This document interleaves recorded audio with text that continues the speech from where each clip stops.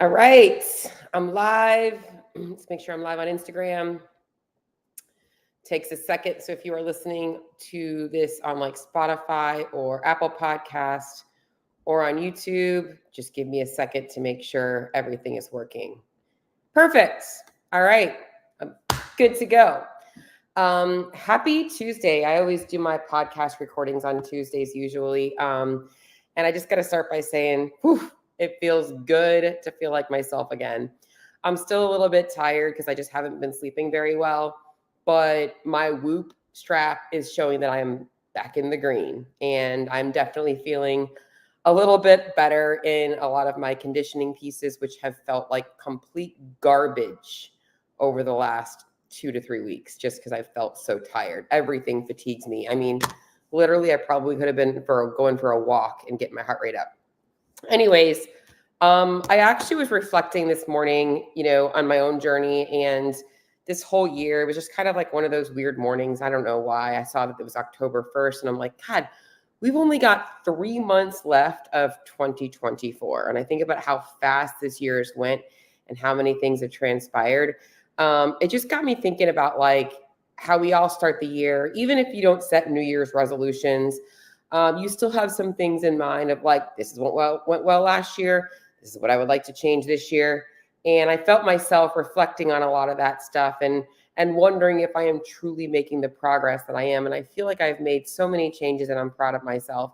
And it just got me thinking, guys, you guys got 3 months left to close out the year.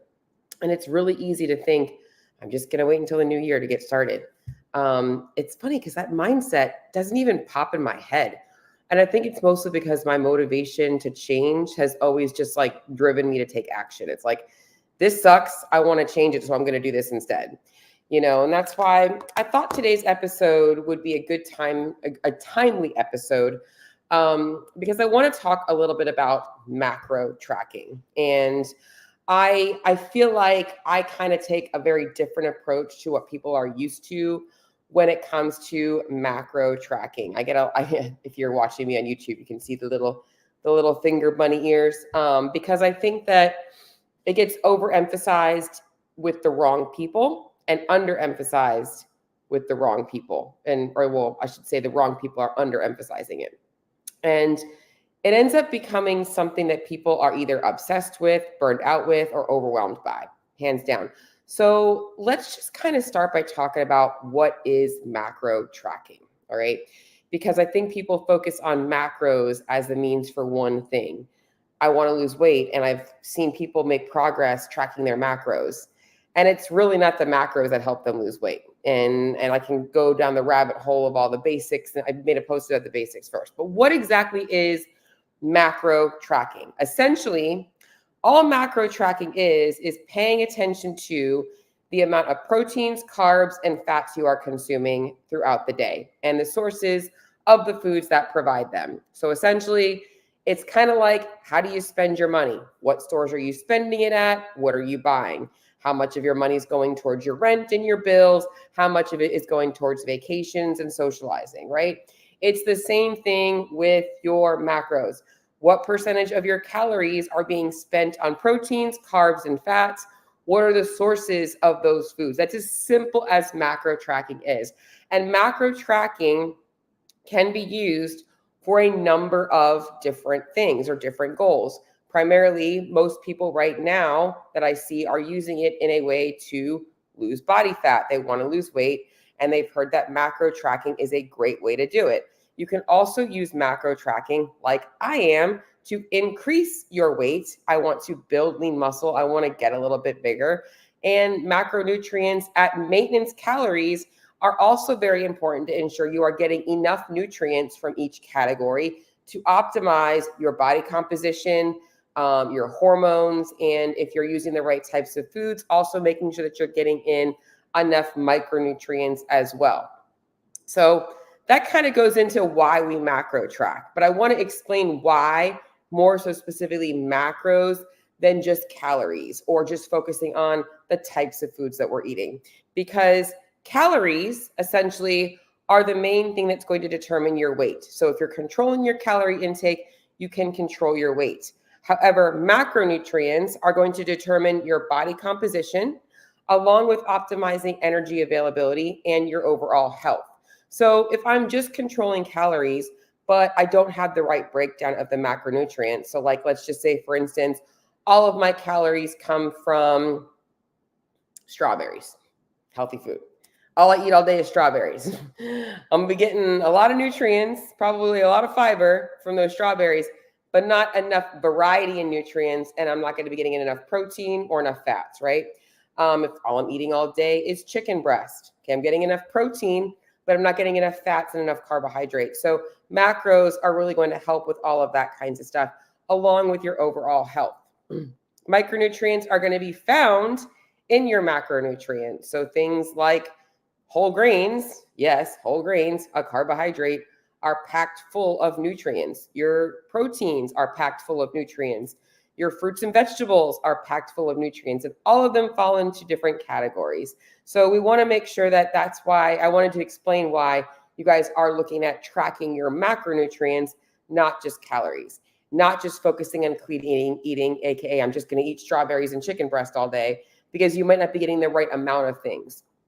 And there is a time and place for this. Okay. So when it comes to, are you ready to be looking at macronutrients? Well, at the end of the day, if you are somebody who wants to get into it, yes, you can, but there's a foundation that needs to be built along with it, or as in before you start tracking macros in order for it to be effective.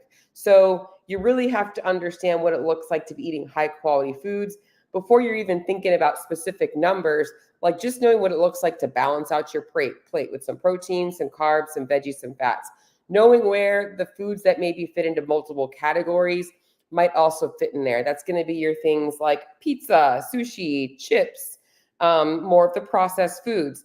I'm not telling you those things are off limits, right? That's why a lot of people gravitate towards macro tracking, because it does allow you to fit those things in. But you have to know how to eat them in balance and where they fall into the plan.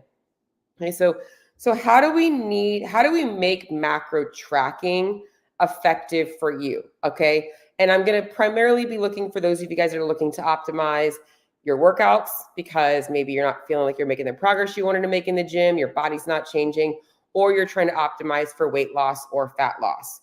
How do I make it effective? All right, so first and foremost, you have to know how much food you need to be eating and how to adjust those things. So, and I haven't even gotten into today's topic yet. I'm just going over the preliminaries, guys, so hold your horses. How much food you need to be eating. So in order for you to be able to follow this and actually see results, you have to know how much your body needs. And I'm telling you all of this stuff because all of it does matter as to why you can't be consistent with macro tracking.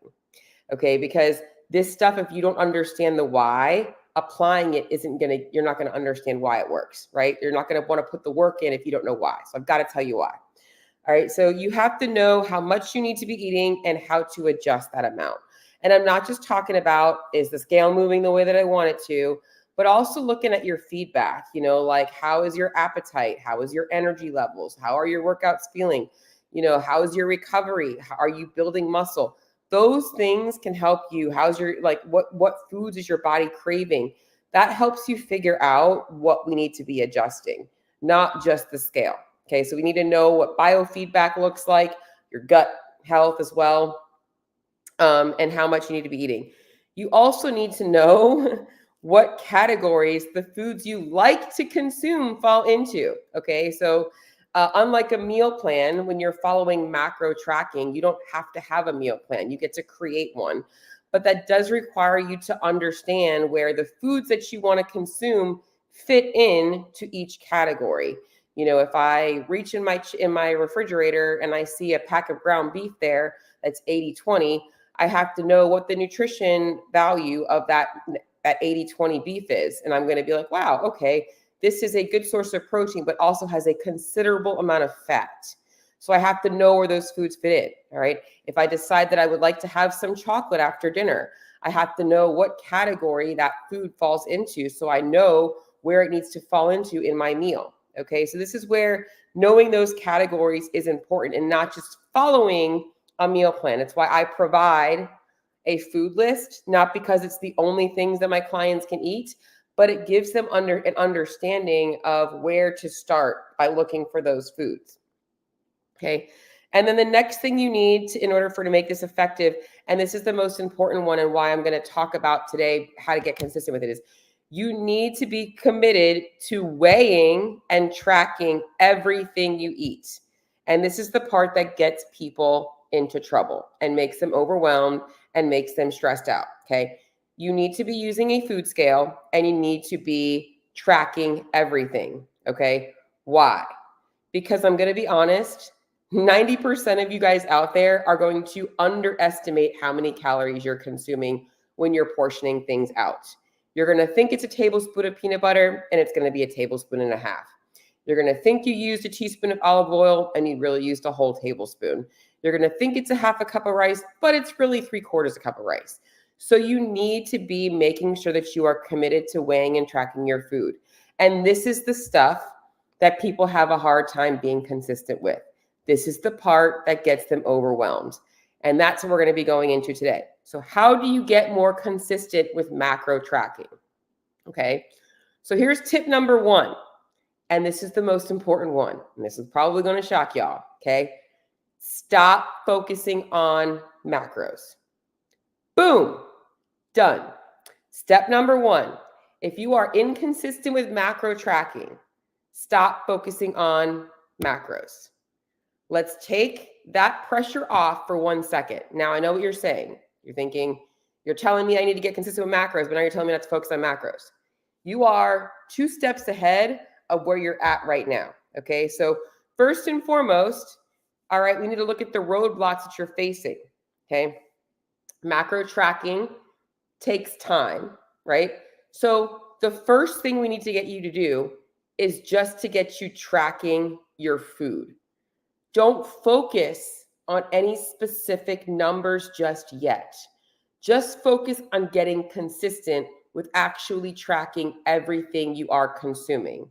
And if you do that, you will already be 5 steps ahead. Taking 5 steps back, it feels like, is going to pull you 5 steps ahead. Okay, so literally take the pressure off of the macros. This is why the first thing I recommend all of my clients do the first week is I approach every single one of them as if they've never done it before.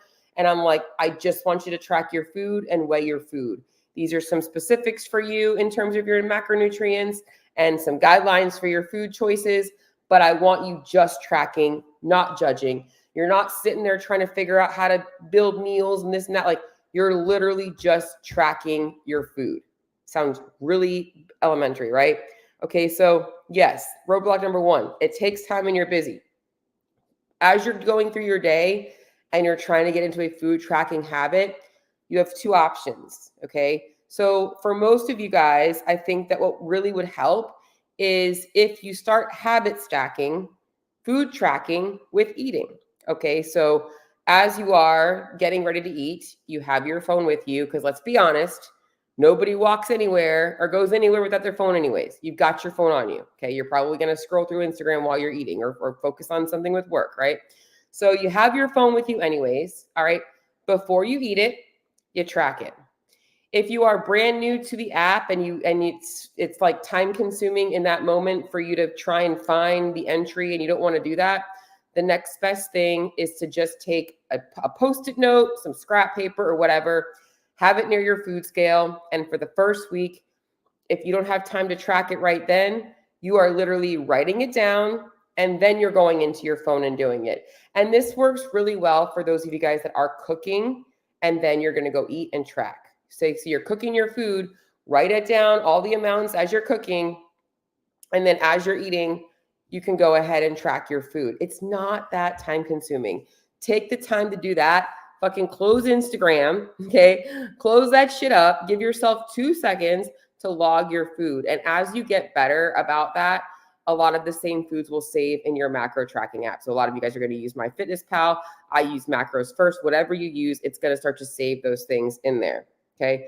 So, and worst case scenario is you have a piece of paper and at the end of the day, rather than hopping on Netflix, you're taking 5 or 10 minutes and you're logging everything. So just take the stress of macros away at first and just get consistent with weighing and tracking your food. All right. That's it. Don't focus on the results. Don't focus on anything else. And also making sure that like you're working on the nutritional habits, right? Like you're still working on making food changes and all that kinds of stuff. Like you're still looking at balancing your plate. Again, that's the foundation. But when it comes to tracking it, you're just focusing on just tracking it, like not thinking about numbers. Okay. You're not thinking about how much you should be eating. All right. Roadblock. Next step is stop trying to be perfect. Our next tip is stop trying to be perfect with how you track. I see this all the time. Should I be weighing my meat raw versus cooked? Here's the deal is like, remove the need to be perfect. And that's the first roadblock I hear. I don't know how to cook or how to log my protein because it's more accurate raw, but I cook it in bulk and blah, blah, blah, blah, blah. Don't worry about it. Okay. Don't be worried about tracking perfection. Just track it. So if you're raw versus cooked, if you're bulk cooking and you're going to weigh it out cooked, always weigh it cooked and log it the same way every single time. Get consistent with that. I always check my clients' diaries and I know when they're not tracking something correctly, but I also know it's consistent with how they track it. And I can help, I can identify and tell them like where they need to fix things if they need to. Okay. Another roadblock I think people have when they're trying to get better at this or being perfect. Maybe you're somebody who, like you find yourself throughout the day. One of the things that makes you inconsistent with tracking is that you'll have like random snacks throughout the day. Like it's like 11 o'clock. It's not quite lunch. You're kind of hungry from dinner. You just had for breakfast, and like you don't really need a whole like meal, but you just want like a few pretzels or you want a few nuts. Okay, stop worrying about like being perfect on a plan. And simple hack is literally just pull your scale out. Put the container of whatever it is you want to have a few of on the scale, hit that 0 button, grab the handful, write it down, log it, you're done. Okay. Like it's not telling you that you can't do that. It's just telling you to keep yourself accountable to it. Another like perfectionistic thing people do is like, what about like mixed dishes, like stir fries and things like that? You got a couple of options. There's options to create a recipe. Again, write down the ingredients as you go. Log the recipe as you eat. Like, don't overthink it. All right. You can also look up a store-bought variety or like a restaurant variety that's something similar. Oftentimes there's weights associated to it. You could just simply log that. Like, don't overthink the perfectionism about this. Okay. And then, I think the main thing is that people try so hard to be perfect on their macronutrients. Like, that's why I want you to take that off altogether. Like just for the first week, like just track. And even if as you get better at macro tracking, stop trying so hard to like zero out every number, like focusing on what matters most, which is things like getting enough protein, watching your overall calories, and then making sure that your quote unquote macros are following into balance. And I'm actually going to show you guys an example of this. Let me show you an example if you guys are watching live on YouTube or Instagram. Let's just pull up one of my clients' diaries. Ooh, you guys are going to get a little sneak peek. I'm just pulling up somebody random.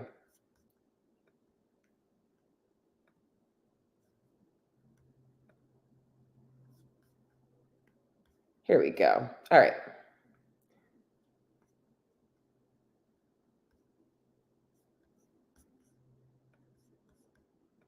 It's not going to work. Let's see if it's going to work. I thought I already had this. Give me 1 second, guys. I'm going to get this up.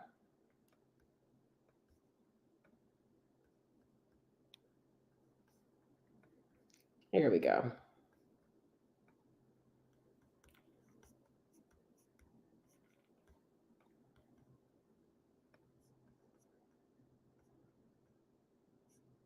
All right. Let's get this pulled up. Presents. Share screen. I want to share. All right. So what you guys are looking at right now is a client's diary. All right. So let's just say her goal numbers were, these really aren't her goal numbers, but they're what they said in MyFitnessPal, were these here. And you can see here that she's not perfect on these numbers, right? Like she's not spot on them. But the overall important thing is like she's at her protein goal for the day. She's actually a little bit over, which is fine. And her carbs and her fats are in a good range. So for most people, 20 to 30% of their calories from fats and somewhere between 40 and 50 for carbs is pretty normal. And then just making sure that you're getting about a gram per pound of body weight or goal body weight on protein. Like you don't have to be 100% perfect every day. This day she was a little bit lower on fat, a little bit higher on carbs. Not a big deal, right? Like that's what I mean by people try and play macro perfection. And that doesn't really work, nor is it necessary. And she's seeing phenomenal results. I think the other thing that people struggle with consistency is I don't know how to log when I go out to eat, or if I'm eating at a restaurant or somebody brings me takeout. Like stop focusing on being perfect. The main goal is that you should be learning how to eyeball portion sizes because you're using a food scale at home and understanding how to build a balanced meal. And you're just tracking that. Like it's not always going to be perfect. And even if you're off by like 50 or 100 calories because you over and underestimated, it's not going to make or break your results. You just have to be consistent with things. Okay. So that's tip number 2 is stop trying to be perfect. That was a longer tip. Tip number 3, which is kind of part of tip number 2, I kind of got ahead of myself, is stop trying to be perfect with your macros. I'm getting ahead of myself a little bit. But I say this because a lot of people are always like stuck at the end of the day. I'm under 20 grams on carbs and I'm already at my protein and I don't have any fat left. So what should I be eating? And they're like eating literally sugary candy because they have 20 grams of carbs left. Or they're like, I guess I'll just have a few apple or like an apple because I need to zero it out. Like you don't have to do that. Like you have to also learn how to be somewhat intuitive here and not be perfect. That's why I showed you guys that example. I wanted you guys to see what it looks like to not have to worry about being perfect all the time. Tip number 4. So I kind of mixed those 2 tips together. This is a really important tip. All right. Don't half-ass it. Okay. If you want to see progress and you're half-assing macro tracking, you are going to burn out. Why? Because when you're doing something that takes effort and you're not getting any return on that effort, you're going to ask yourself, why is this working? All right. And this means that you are tracking everything. Guys, stop struggling. Like the whole, I'm like, I know it's so hard. I'm like definitely the most brutally honest coach. I know when a client is not tracking everything. I know it. Okay. Like their breakfast might say 2 eggs, a slice of toast, and coffee. I'm like, did you put anything in the pan to cook the eggs? Did you have anything on your toast? Did you put anything in your coffee? Okay, you've got to be tracking everything. If you want to get results, stop half-assing the tracking. If you're writing it down and then logging it, guess what? The other thing is a lot of those things you track, you do it every single day. So just rinse and repeat. Like you should be able to just copy from the day before. That's the beauty of macro tracking apps. All right, so track everything. 2 is be consistent with tracking everything for 21 days. Now, I'm going to put a little bit of a disclaimer or a note here. If you are somebody who is missing some of the preliminary habits, one of them primarily being cooking at home the majority of the time, you are going to struggle because likely you are tracking. And if you're eating out often or eating a lot of takeout, you are also likely underestimating how many calories you're consuming. Because most restaurant entries are not they don't care about your macros. They don't care about your waistline. They care that the food tastes good and that you're going to come back and pay them again. So a lot of times those foods are really high in calories. So make sure that you're consistent for 21 days. I'm not saying you can't eat out, but just know that the more frequently you eat out and the more complex your meals out are, the more ingredients in them, the less likely you are to be actually accurately tracking. Okay, so be consistent for 21 days. These tips are not for people that are not looking to get results. These tips are for people that are like, I'm tired of being frustrated. I want to actually see changes. And I feel like this is the missing piece. Tip number 5 And this is an important tip. And for a lot of you guys, maybe you're listening to this and you're trying to track macros, but you haven't dialed in the basics. You got to have the basics first, or with this. You need to be focusing on food and not on your macros. That sounds somewhat dumb, right? Because we're talking about getting consistent with your macros. Stop literally turning your food into a game of numbers. Let's start learning regular stuff. I can't seek to hit my numbers. This is I can't see him. Stop focusing on all the numbers, okay? Focus on the meal building basics, and guess what? The numbers usually fall into play. Okay, if you want to use the plate method, a third of your plate should be protein, a third of it should be carbohydrates, and then the other half, or the 2/3 of it should be, wait, let me think about it. That's not right. A third and 2/3. That's too many. There's too many thirds, Cheryl. Quarter of it protein, quarter of it complex carbs, half of it veggies. Okay. For a lot of you guys, the protein might tip a little bit more towards a third. That's why I guess I should have said it that way. Okay, but we want to make sure we're getting those balanced meals in. And this way we can focus on making small adjustments. If you're building those balanced meals, and like I said, you realize that you're under on protein, like by 30 grams every day, you can simply add a little bit of protein to each meal. And you're not like having to rework your entire menu, right? If you're a little bit over on fats every day, you could take a look at what meals have the most fats, and maybe you're just changing things out. I think that this is important. I also think that finding meal rotations is important. And this is the other cool thing about macros is I don't want you guys thinking about eating the same thing every day, but you should know how to plug and play. You should be able to say, I'd rather have shrimp than fish today, or I'd rather have chicken thighs than chicken breasts today, and know how to change your menu or your meal to be able to be flexible, but still be within those same ranges. That's the beauty of what this teaches you. Okay.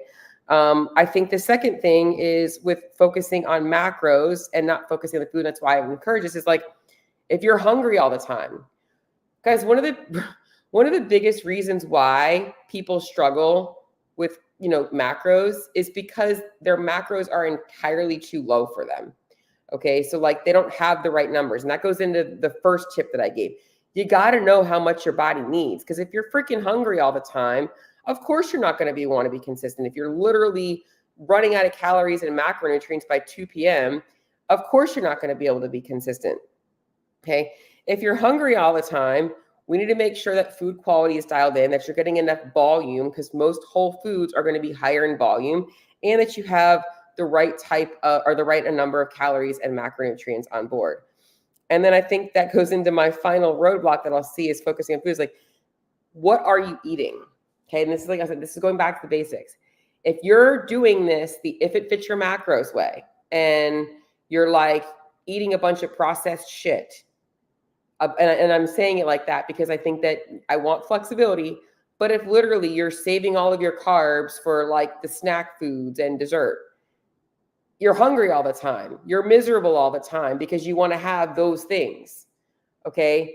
You need to understand the balance between food quality, that like the whole foods, and allowing yourself some of those things in moderation.